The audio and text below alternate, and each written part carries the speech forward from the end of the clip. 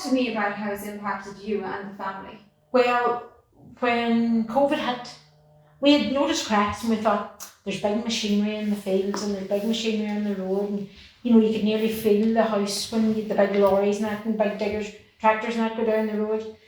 And then I said to Karen, Micah's been talked about a lot. We're going to have to make sure that we don't have Micah. Please God we don't, but we're going to have to check it out. So, because there was cracks appearing in silly places, and these people were on about, the spider webs and different things about that. Nah. So there was one part at the back of the gable of our house, and when we built the house initially, it was when the boys passed through the house, as far as I remember, the coins that were put on, some of them had to be taken off and put on again. And then that was the one that seemed to be looking the worst, and Kieran, he says, right, we'll have to take it off and fix it up, get somebody to come and fix it up. And when he took it off, big lump came, and we have a lovely big hole in the back of the thing. So then myself and my husband went and we mixed cement there the last bank holiday weekend, because the weather was changing so dramatically. There's a lovely big hole at the back of the house, there's cracks, there's bits of coins falling off, but nothing to the extent of some of the people's houses that, you know what I mean? I think we're in the early stages, but from when the engineer came out last July, we got the corn done in September, and we got the report back in November. My sister said to me, video it at the start of every month, just to see the change. We have cracks now we never had when the engineer came out. The cracks are getting bigger. You can stick penny coins. If I went around the house and stuck coins in everywhere they are, when you go back, they're lying on the floor because it's expanding all the time. And there's bits falling off, and there was a bit last week when my brother was up, and I tapped it and it fell out of my hand, and I says, look, I have a jigsaw to hide my house, and I stuck it back. I can't do that anymore because it is moving so wide now, it won't stick back in. Well, what keeps you going? You're such an optimistic approach, but it has to be tough. I always say that it's not cancer, it's not something that we hopefully can deal with as a whole Micah community, but the fact that, especially Patty and them, everybody's trying to make people see, and nobody wants to listen or hear you.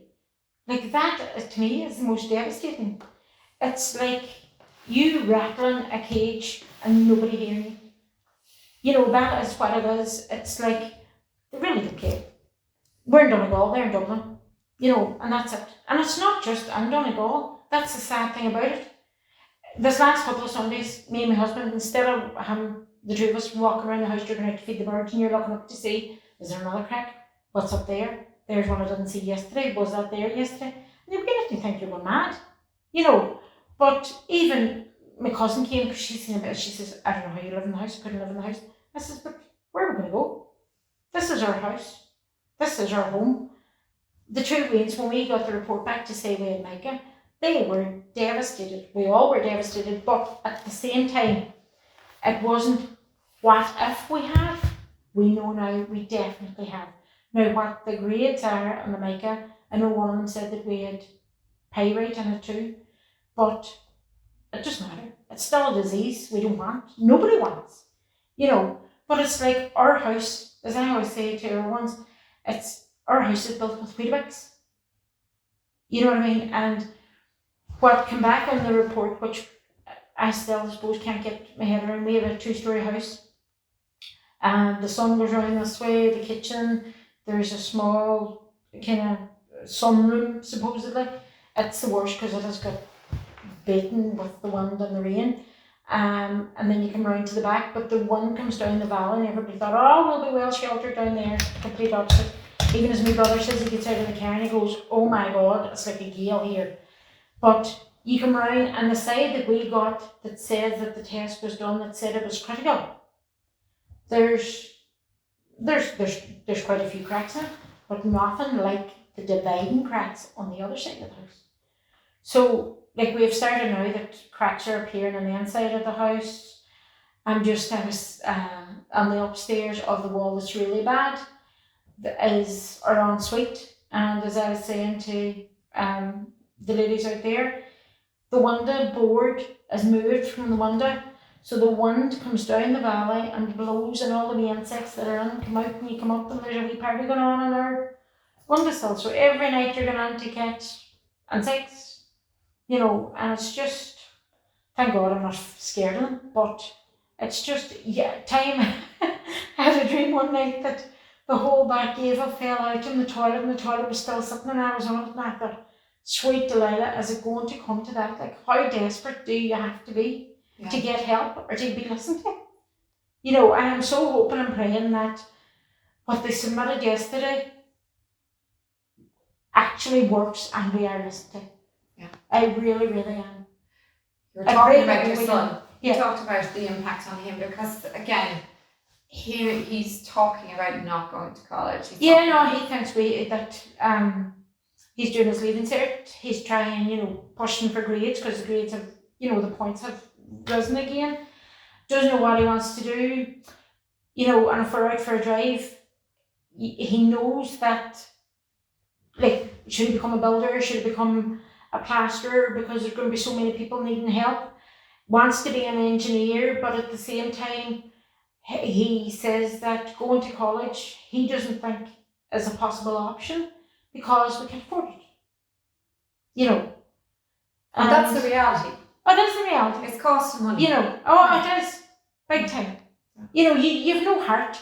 Like, foolishly enough, I went to 2 other hotels before I got here because the White Strand used to be the Mission Gateway in Buncrana, so I went to Buncrana, and then I went to Lake of Shadows, and then eventually got the right hotel, and I thought, third time lucky. And my husband, he says, for God's sake, you know, maybe you're not meant to be. And I said, no, third time lucky. I'm going down because I says, like, we're all expecting the same people to have a voice, but people have to see how it's affecting everybody else. You know, my mother's 88. She's worried. They have offered that we can move down with them. With the dog. Is the dog alright running? She's worried about the dog running around outside the house. You go out and you see another bit of concrete line. The first bit that ever fell was my son took the dog outside and he was going walking around and a bit of the coin fell off and just missed his head. But as Patty says, has somebody to die with this before it happens? Now we walk around where the garden is because the dog's penned in. There's not a wild lot of room, but at the same time, it's big enough for us. It's penned off. The kids used to be able to play in it. But things have changed, and Brian is just, you know, even the likes of, we have wooden floors down. There was a bubble in the dining room, and even when the dog went in it, and our dog's not big, the air bubble was bouncing because of whatever's going on underneath. It must have, you know, there must be gaps now that weren't there before. But the last day I was out hoovering and I thought, what is that? The bottom of the stairs, and it's just about not even a metre away from the original bubble was. The original bubble then, my son and my daughter were standing bouncing on where the bubble used to be that the dog was able to hit, because when she came run over from the sitting room, she run out the back barking if somebody landed. You used to hear it kind of pop. Can't find it now, but there's one outside the hall door. So you're constantly seeing your home just crumble around you. Yeah, you've no heart. You've no heart. Even to wash the walls, to paint, what is the point? You're sealing in a crack that's going to cause a bigger crack. What does that do for you as a mammy? It's devastating because, like, we took out our mortgage. We took out a 25-year mortgage. Kieran turned 50 in 2019, and that was his 50th present he wanted. He wanted his mortgage paid for so we could live.